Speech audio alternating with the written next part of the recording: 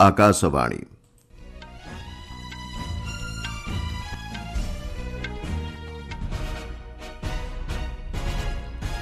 संवाद पढ़ुछंती मलय रंजन मिश्र। मुख्य संवाद।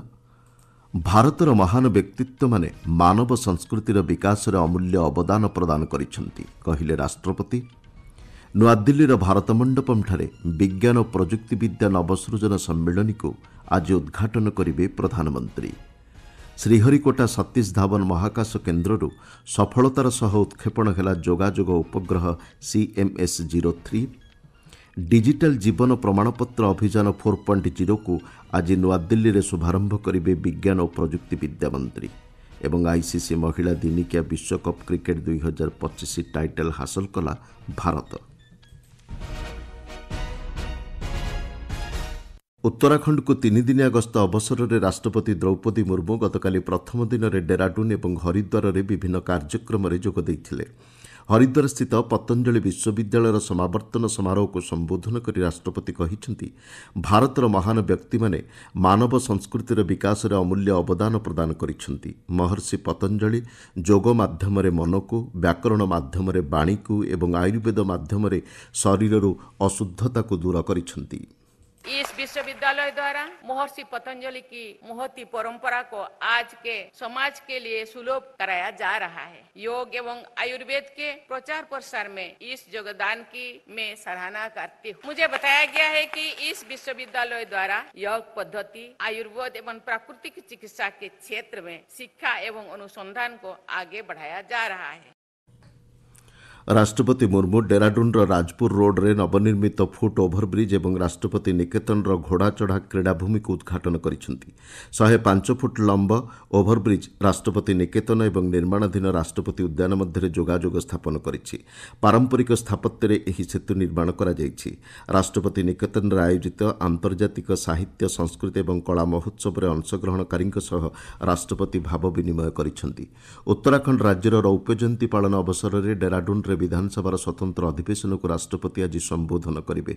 नैनीताल राजभवन प्रतिष्ठार 125तम वार्षिकी पालन समारोह में राष्ट्रपति जोगदेवार कार्यसूची रही। कुमायूं आयोजित विभिन्न कार्यक्रम में आसंताकाली राष्ट्रपति जोगदेवे। प्रधानमंत्री नरेंद्र मोदी आज नुआदिल्लीर भारत मंडपम ठारे विज्ञान और प्रजुक्तिविद्या नवसृजन सम्मेलनी ESTIC 2025 उद्घाटन करेंगे। यह अवसर में समावेश को श्री मोदी संबोधन करिवार कार्यसूची रही।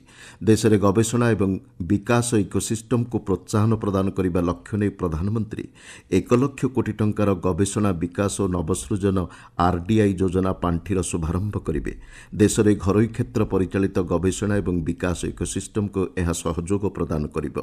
3 दिनिया ଏହି ସମ୍ମିଳନୀରେ ବିଭିନ୍ନ ଶିକ୍ଷାନୁଷ୍ଠାନ, ଗବେଷଣା ପ୍ରତିଷ୍ଠାନ, ଶିଳ୍ପ ପ୍ରତିନିଧିଙ୍କ ସମେତ 3000ରୁ ଅଧିକ ବ୍ୟକ୍ତିବିଶେଷ ଯୋଗ ଦେବେ। ସେମାନଙ୍କ ମଧ୍ୟରେ ପ୍ରଖ୍ୟାତ ବୈଜ୍ଞାନିକ, ନୋବେଲ ପୁରସ୍କାର ବିଜେତା, ନବସୃଜନକାରୀ ଏବଂ ନୀତି ନିର୍ଦ୍ଧାରକ ଅନ୍ତର୍ଭୁକ୍ତ। ବିଭିନ୍ନ ପ୍ରସଙ୍ଗ ଆଧାରିତ 11ଟି ପ୍ରମୁଖ କ୍ଷେତ୍ର ଉପରେ ଏହି ସମ୍ମିଳନୀ ଅବସରରେ ମତ ବିନିମୟ ହେବାର ଆଶା କରାଯାଉଛି। ଦେଶରେ ବିଜ୍ଞାନ ଓ ପ୍ରଯୁକ୍ତିବିଦ୍ୟା ଇକୋସିଷ୍ଟମକୁ ସୁଦୃଢ଼ କରିବା ଏବଂ ଏ କ୍ଷେତ୍ରରେ କାର୍ଯ୍ୟରତ ଗବେଷକ, ଶିଳ୍ପ क्षेत्र एवं युव उद्भावकों मध्य समन्वय प्रदान करिबारे एही सम्मेलनी एक मंच प्रदान करिबो। उपराष्ट्रपति CP राधाकृष्णन आज 2 दिनिया केरल गस्तरे जाई थिरुवनंतपुरम ठारे पहुंचिबे। दायित्व ग्रहण करिबा परे उपराष्ट्रपतिंकर एहा प्रथम केरल गस्त। ଏହି ଗସ୍ତ ଅବସରରେ ଶ୍ରୀ ରାଧାକ୍ରିଷ୍ଣନ କୋଲ୍ଲାମ ସ୍ଥିତ ଫତିମା ମାତା ନ୍ୟାସନାଲ କଲେଜର ହୀରକ ଜୟନ୍ତୀ ସମାରୋହରେ ମୁଖ୍ୟ ଅତିଥି ଭାବରେ ଯୋଗଦେବେ। କୋଲ୍ଲାମଠାରେ ଭାରତୀୟ କତା ରପ୍ତାନୀ ସଂଘର ସଦସ୍ୟମାନଙ୍କ ସହ ଉପରାଷ୍ଟ୍ରପତି ମତ ବିନିମୟ କରିବେ।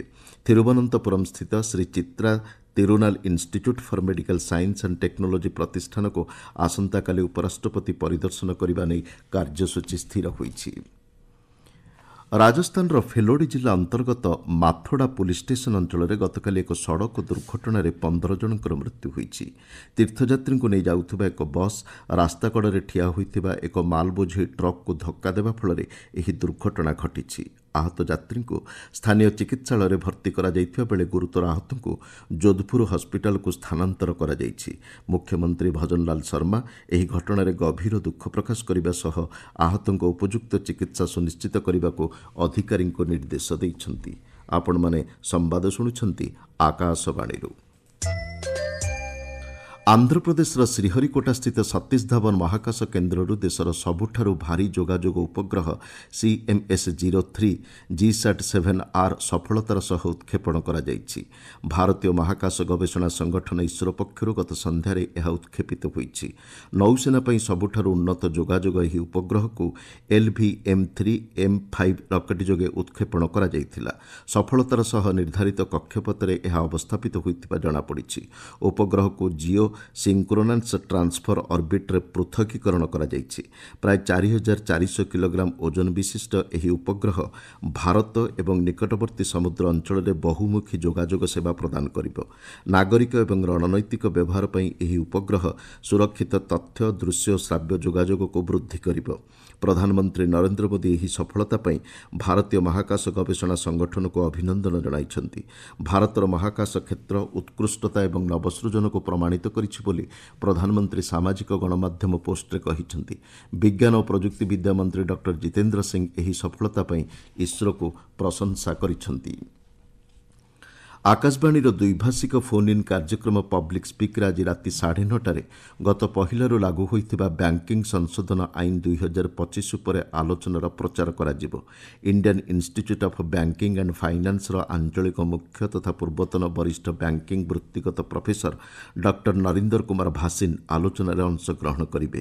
କାର୍ଯ୍ୟକ୍ରମ ସମୟରେ ଶ୍ରୋତାମାନେ ସେମାନଙ୍କର ପ୍ରଶ୍ନ ପଚାରିପାରିବେ। ଏଥିପାଇଁ ସେମାନଙ୍କୁ 011-2371-7117 23314444 23310481 23717106 ନମ୍ବରକୁ ଡାଏଲ୍ କରିବାକୁ ପଡ଼ିବ।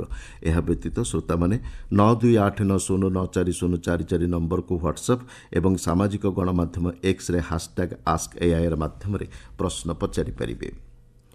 ନୂଆଦିଲ୍ଲୀରେ ଆଜି ଅନୁଷ୍ଠିତ ହେବାକୁ ଥିବା ଡିଜିଟାଲ ଜୀବନ ପ୍ରମାଣପତ୍ର ଅଭିଯାନ ଚତୁର୍ଥ ପର୍ଯ୍ୟାୟ ଅନ୍ତର୍ଗତ ଏକ ସ୍ୱତନ୍ତ୍ର କାର୍ଯ୍ୟକ୍ରମରେ ବିଜ୍ଞାନ ଓ ପ୍ରଯୁକ୍ତି ବିଦ୍ୟା ମନ୍ତ୍ରୀ ଡକ୍ଟର ଜିତେନ୍ଦ୍ର ସିଂ ଯୋଗଦେବେ।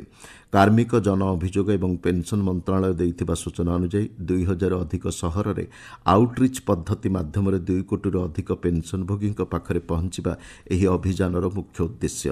ଭାରତୀୟ ଷ୍ଟେଟ୍ ବ୍ୟାଙ୍କ ପକ୍ଷରୁ ନୂଆଦିଲ୍ଲୀରେ ଏହି ସ୍ୱତନ୍ତ୍ର କାର୍ଯ୍ୟକ୍ରମର ଆୟୋଜନ କରାଯାଇଛି। ମନ୍ତ୍ରଣାଳୟ କହିଛି, ପ୍ରଯୁକ୍ତି ବିଦ୍ୟା ବ୍ୟବହାର ମାଧ୍ୟମରେ ମୁଖ ଆଧାରିତ ଚିହ୍ନଟ ପ୍ରକ୍ରିୟାକୁ ଏହି ଅଭିଯାନ ଗୁରୁତ୍ୱ ପ୍ରଦାନ କରିବ। ବାୟୋମେଟ୍ରିକ୍ ପ୍ରକ୍ରିୟା ବିନା ସୁବିଧାଜନକ ଭାବରେ ପେନ୍ସନଭୋଗୀଙ୍କୁ ଜୀବନ ପ୍ରମାଣପତ୍ର ପ୍ରଦାନ କରିବା ପାଇଁ ଏହି ଅଭିଯାନ ସହଯୋଗ ପ୍ରଦାନ କରିବ। ବିଭିନ୍ନ ଜାତୀୟକରଣ bank, India post payments bank, ରେଳବାଇ ଏବଂ ପେନ୍ସନଭୋଗୀ କଲ୍ୟାଣ ସଂଘ, NIC, UIDAI ଆଦି ପ୍ରମୁଖ ଅଂଶୀଦାର ଏହି ଅଭିଯାନରେ ସାମିଲ ହେବେ। ଭାରତ ICC ମହିଳା ଦିନିକିଆ ବିଶ୍ୱକପ୍ କ୍ରିକେଟ୍ 2025 ଟାଇଟଲ୍ ହାସଲ କରିଛି। ନଭି ମୁମ୍ବାଇର DY ପାଟିଲ ଷ୍ଟାଡିୟମ୍ଠାରେ ଗତକାଲି ଖେଳାଯାଇଥିବା ଫାଇନାଲ୍ ମ୍ୟାଚ୍ରେ ଭାରତ ଦକ୍ଷିଣ ଆଫ୍ରିକାକୁ 52 ରନ୍ରେ ପରାସ୍ତ କରିଛି। ଟସ୍ ଜିତି ଦକ୍ଷିଣ ଆଫ୍ରିକା ପ୍ରଥମେ ଭାରତକୁ ବ୍ୟାଟିଂ କରିବାକୁ ଆମନ୍ତ୍ରଣ କରିଥିଲା। ନିର୍ଦ୍ଧାରିତ 50 ଓଭରରେ ଭାରତ 7 ୱିକେଟ୍ ବିନିମୟରେ 298 ରନ୍ ସଂଗ୍ରହ କରିଥିଲା।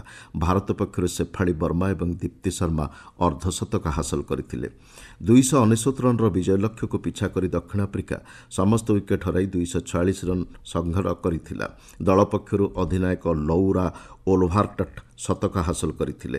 ଭାରତ ପ୍ରଥମ ଥର ପାଇଁ ଏହି ଟାଇଟଲ୍ ହାସଲ କରିଛି। ପୂର୍ବରୁ 4 ଥର ଫାଇନାଲ୍ ପର୍ଯ୍ୟାୟକୁ ଉନ୍ନୀତ ହୋଇଥିଲେ ମଧ୍ୟ ଭାରତ ଟାଇଟଲ୍ ହାସଲ କରିପାରିନଥିଲା। ଶେଫାଳି ବର୍ମାଙ୍କୁ ପ୍ଲେୟାର ଅଫ୍ ଦି ମ୍ୟାଚ୍ ଏବଂ ଦୀପ୍ତି ଶର୍ମାଙ୍କୁ ପ୍ଲେୟାର ଅଫ୍ ଦି ଟୁର୍ଣ୍ଣାମେଣ୍ଟ ବିବେଚନା କରାଯାଇଛି। ଏହି ବିଜୟ ପାଇଁ ରାଷ୍ଟ୍ରପତି ଦ୍ରୌପଦୀ ମୁର୍ମୁ, ପ୍ରଧାନମନ୍ତ୍ରୀ ନରେନ୍ଦ୍ର ମୋଦି, ସ୍ୱରାଷ୍ଟ୍ରମନ୍ତ୍ରୀ ଅମିତ ଶାହା, କ୍ରୀଡ଼ା ଓ ଯୁବ ବ୍ୟାପାର ମନ୍ତ୍ରୀ ଡକ୍ଟର ମନସୁଖ ମାଣ୍ଡବ୍ୟଙ୍କ ସମେତ ବହୁ ବିଶିଷ୍ଟ ନେତା, ପୂର୍ବତନ କ୍ରିକେଟ୍ ଖେଳାଳି ଏବଂ ସମାଜର ବିଭିନ୍ନ ବର୍ଗର ଲୋକ ଭାରତୀୟ ମହିଳା ଦଳକୁ ଶୁଭେଚ୍ଛା ଜଣାଇଛନ୍ତି। ମୁଖ୍ୟ ସମ୍ବାଦଗୁଡ଼ିକ ପୁଣି ଥରେ। ଭାରତର ମହାନ ବ୍ୟକ୍ତିତ୍ୱମାନେ ମାନବ ସଂସ୍କୃତିର ବିକାଶରେ ଅମୂଲ୍ୟ ଅବଦାନ ପ୍ରଦାନ କରିଛନ୍ତି, କହିଲେ ରାଷ୍ଟ୍ରପତି। ନୂଆଦିଲ୍ଲୀର ଭାରତ ମଣ୍ଡପମ୍ଠାରେ ବିଜ୍ଞାନ ଓ ପ୍ରଯୁକ୍ତି ବିଦ୍ୟା ନବସୃଜନ ସମ୍ମିଳନୀକୁ ଆଜି ଉଦ୍ଘାଟନ କରିବେ ପ୍ରଧାନମନ୍ତ୍ରୀ। ଶ୍ରୀହରିକୋଟା ସତୀଶ ଧାୱନ ମହାକାଶ କେନ୍ଦ୍ରରୁ ସଫଳତାର ସହ ଉତ୍କ୍ଷେପଣ ହେଲା ଯୋଗାଯୋଗ ଉପଗ୍ରହ CMS-03। ଡିଜିଟାଲ ଜୀବନ ପ୍ରମାଣପତ୍ର ଅଭିଯାନ 4.0କୁ ଆଜି ନୂଆଦିଲ୍ଲୀରେ ଶୁଭାରମ୍ଭ କରିବେ ବିଜ୍ଞାନ ଓ ପ୍ରଯୁକ୍ତି ବିଦ୍ୟା ମନ୍ତ୍ରୀ। ଏବଂ ICC ମହିଳା ଦିନିକିଆ ବିଶ୍ୱକପ୍ କ୍ରିକେଟ୍ 2025 ଟାଇଟଲ୍ ହାସଲ କଲା ଭାରତ। ସମ୍ବାଦ ଶେଷ ହେଲା। ଅଧିକ ସମ୍ବାଦ ପାଇଁ ଆପଣମାନେ newsonair.gov.in ୱେବସାଇଟ୍ ଏବଂ ନ୍ୟୁଜ୍ ଅନ୍ ଏଆଇଆର୍ ଆପ୍ରେ ଲଗ୍ଇନ୍ କରିପାରିବେ।